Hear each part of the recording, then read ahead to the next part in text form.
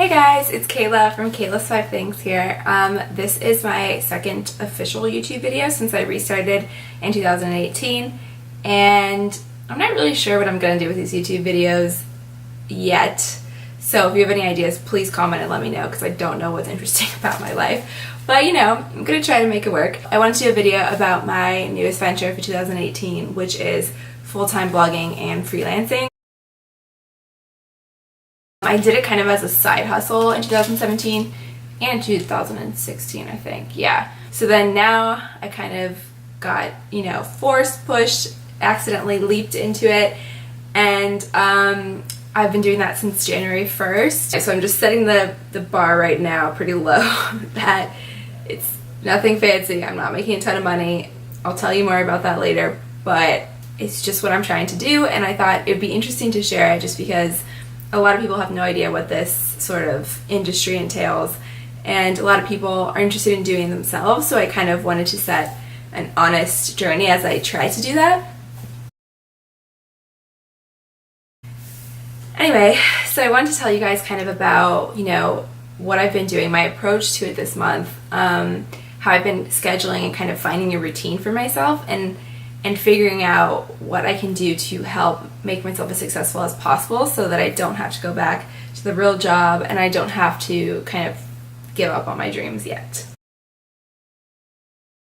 As someone who came from doing this as my side hustle, so on top of like another job, I was just working a lot and doing and getting really stressed out about it, and it wasn't as much of my dream job anymore. Just worried about how I was going to get everything done. I was always worried about not having any sleep. So I'm really trying to work on all of that, and it's definitely a process. I started out with this idea of my ideal day and what it would be and what would make me the most productive, and turns out I was like really wrong about it, and I feel like I'm still tweaking it. It's definitely not perfect. A lot of the ways in which I make money are things that I used to do, like sponsored posts. I also took on some Pinterest clients this month because I wanted to make sure I had sort of a stable upfront income. Sponsored posts are a lot of like waiting around and waiting for brands to come to you. So instead of doing that, I wanted to pitch myself out to other people so that I could have my own clients. So I have 3 of those this month, and then I also have a social media client that I have for 10 hours every week. So those are like, I would say, the biggest money makers. I really hope in the future that it'll be a lot more of my own stuff, whether it's selling my own products or getting sponsored for posts, and a lot less of me doing something for someone else. But until then, I kind of scheduled out, my days by what I had to complete in a week. So this many hours for my Pinterest clients, and divide those up by the 3 different ones that I have.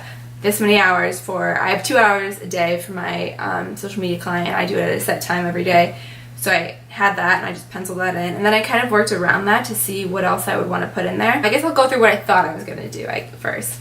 So I thought at 7:50 I would set my alarm, and I would wake up to my alarm. By 8 o'clock I would be outside in the living room doing yoga, and my yoga thing is just watching it from a YouTube video and doing this like 30 days of yoga thing, which I can also link below if you're interested. So I thought I would get up at 8 a.m., do my yoga, I'd be done by 8:45. So I thought at 8:45 a.m. I would have a coffee, I would eat my breakfast, I'm trying to eat healthier, and then at 9 I would start with my client for social media. That was the morning bit before I got into like a lot of my own work. I've basically realized, obviously, I can't get up that early, and I can't do yoga first thing in the morning. Like, when I did that, I was just so tired and just not into it that by the time I finished, I just felt like I had given up multiple times throughout the routine and throughout the practice, and then by the time I was finished the practice, I felt like deflated, and I was starting my day in a bad mood because I felt like I had not put my best into yoga, therefore would have a bad day. And it was just this downward spiral that I decided I don't need to start my day with. So then I nixed that, and I don't even know what I did. I think I tried waking up and not doing yoga and just going straight to work. Again, I couldn't do that. Like, it wasn't like enough for me, and it wasn't really pepping me up for the day. And then if I start like on a bad note, it's just bad the rest of the day. I feel unproductive, and then I make myself more unproductive by not wanting to do anything, and it's just like, it's awful. So now my morning routine starts like this. So I do an 8:15 alarm, I snooze it once, wake up at 8:25, I go outside, I go to the living room, and I start looking through my computer. I can do whatever I want in those 30 minutes. A lot of times I just go through my emails, because sometimes that can be like such a time-consuming process that I like to just kind of get a chunk of it out of the way. so I can go through my emails, or I'll do something else, but it's always my own work, stuff I'm excited about, whatever I want to do. So it kind of gets me out of bed easier. I know I'm not going to do something I hate, I'm going to do something I like, and I can choose what it is, and it makes me more eager to jump out of bed. I don't know, this week I haven't been eating breakfast, so I haven't been doing it this week, but I think I do want to get back into that routine. I think it's more of a matter of finding out what kind of breakfast foods work for me, because I think I'm dreading cooking versus eating, so I'm putting it off. So I think I need to find like maybe a yogurt or fruit or something that, you know, makes me eat but doesn't make me feel like I have to do this whole production in the morning and wash more dishes at night. So that's my morning routine, and then after that, 11 a.m. is kind of when I start my own stuff. And at first I had this, you know, schedule that was like, you know, Monday I'll do social media, Tuesday I'll do all my Pinterest clients. I was trying like the batching approach, but the batching thing wasn't working for me because I just like, that's just not how my brain works either. I want to move from one thing to another, and sometimes that slows me down. If I do it too much, then that definitely slows me down. If I open my emails and then open my Pinterest and then go back to my email, that'll take forever. But if I can just do all my emails and then switch to Pinterest for a couple hours and then take a break from Pinterest and do my blog posts, then come back to Pinterest. So I do like smaller batches versus like a big day of batching, and so far that's been better for me. So I haven't done this like detailed list that I thought I was gonna do. So what I do now is I do two things at the beginning of each week. I take this same notebook that I used to write the daily schedules, and I write down basically everything I want to get done that week, like all the major projects. So I'm going to show you them here. So I'll write like all my work goals, all my personal goals, and then I'll write down like the major projects that I need to do in each that just have to get done this week that are my priorities. So this one is like the different hours for the Pinterest clients, how many I need to do that week. And then this one says, I want to like reach out to brands to get more sponsored posts, shoot a couple things that I need to shoot for my blog posts that are coming up that week. I'll look at my content calendar, see what's coming up. And then I always do 2 newsletters for both blogs, and so that's all here. And then for personal, I have stuff like, you know, make doctor's appointments, buy groceries, work on my health insurance, stuff like that.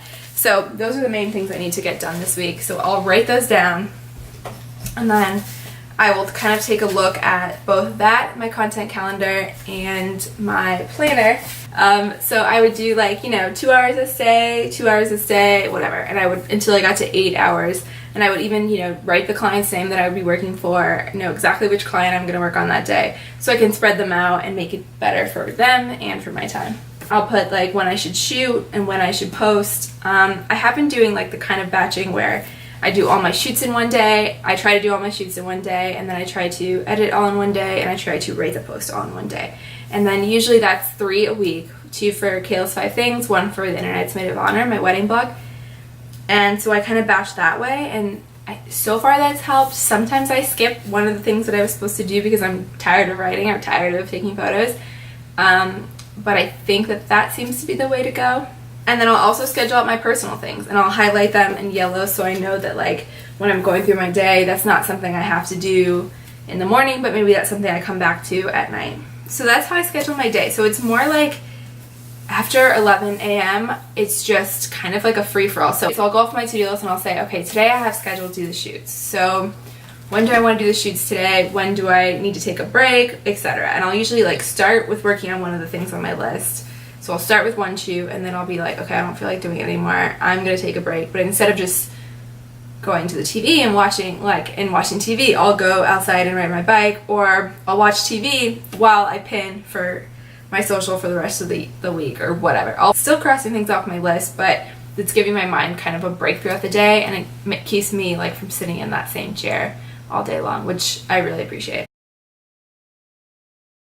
Part of like working for myself was that I wanted to incorporate some of the things that I know will make me a happy, healthier, better person, and I wanted to make sure that those were incorporated into my routine as much as my job was, because I think my jobs were just kind of running my life before, and I would excuse all these things that I really wanted to do for myself because I didn't have time and I needed to work.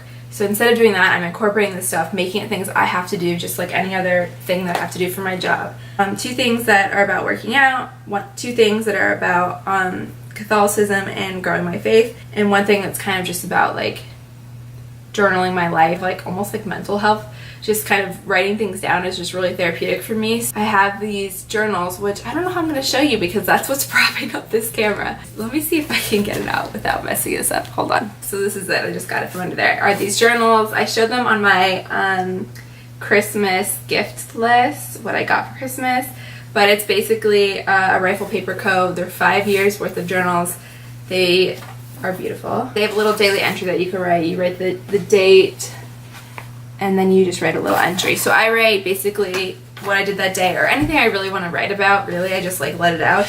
And then it's like a very short amount, which is good for time purposes. And then the other thing that I write is what I'm grateful for that day. So it's just something that I just want to be better at thinking about is what I have versus what I don't have. And so I'm just trying to do that as part of my daily thing. The way I organize that in my planner is I put these on each day of the week, and it just says yoga, bike, prayer, book, and entry. So I'll just cross them off as I go along. The book is just like this book about Catholicism that I'm trying to read a little bit every day to grow my faith.